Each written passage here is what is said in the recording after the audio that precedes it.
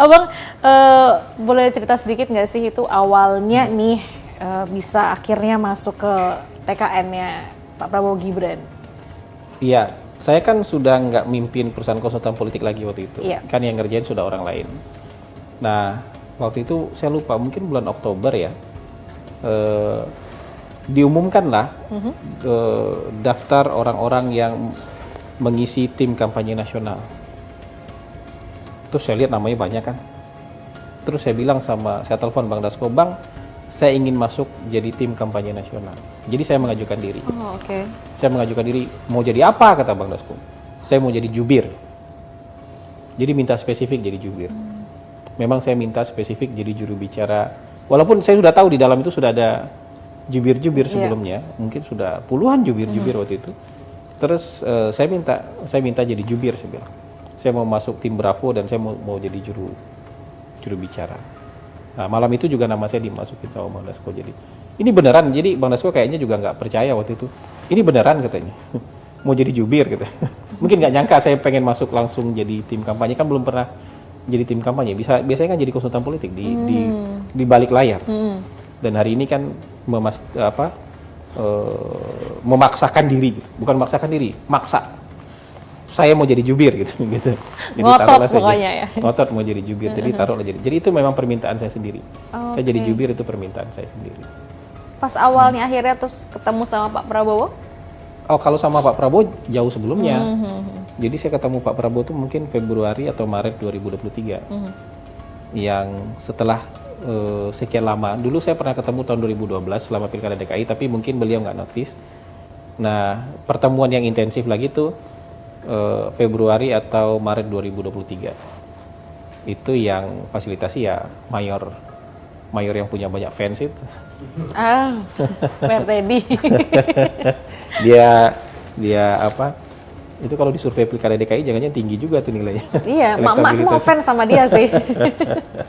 Nah, dia tanya, Abang mau nggak ketemu dengan Pak Prabowo? Saya waktu itu juga agak kaget karena selama ini kan saya nggak punya ekspektasi apa-apa karena rekam jejak kan.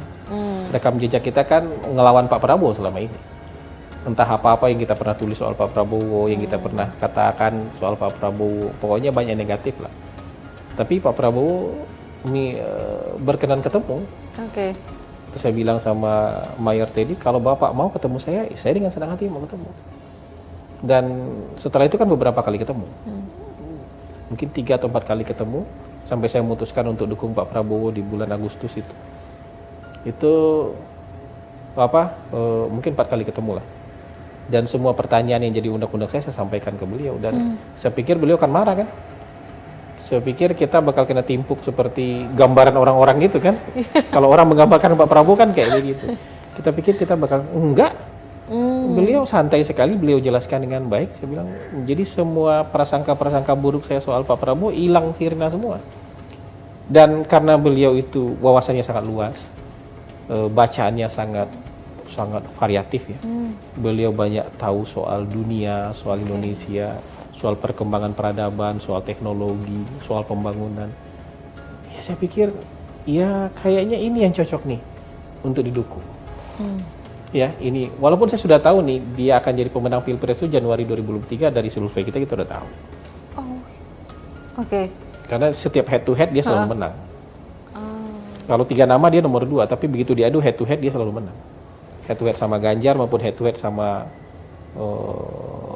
Mas Anies, Pak Prabowo selalu menang. Jadi saya bilang sama anak kantor, ini pasti akan jadi pemenang nanti. Saya nggak tahu mau 1 putaran 2 putaran itu urusan lain, tapi kalau ini dia sudah yakin begitu ya Bang? Waktu itu kita udah membaca survei yang kayak gitu. Ya, tapi itu kan hanya kita simpan dalam hati kan? Iya. Kita simpan dalam hati. Kita nggak punya ekspektasi ketemu dengan Pak Prabowo waktu itu. Karena kita tahu diri lah, kita pernah entah apa-apa yang pernah kita omongin soal Pak Prabowo waktu itu kan.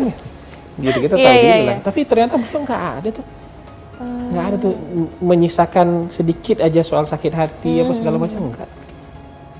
Semua dirangkul aja sama dia, dan melupakanlah kalau mau maju yang lalu udah biar kita mau lihat ke depan. Cut off yang lalu kita cut off, kita lihat yang ke depan. Buat saya itu sebuah jiwa yang besar yang habis itu buat saya ya sudahlah, menetapkan diri buat ini. Tapi waktu itu juga nggak ada ekspektasi sebenarnya bakal jadi tim kampanye segala macam. Oke, itu Makanya jauh sebelum itu berarti jauh ya? sebelum itu, kan Agustus. Begitu keluar tim kampanye, terus agak miris juga nama kita nggak ada nih. Gitu. Padahal udah ketemu.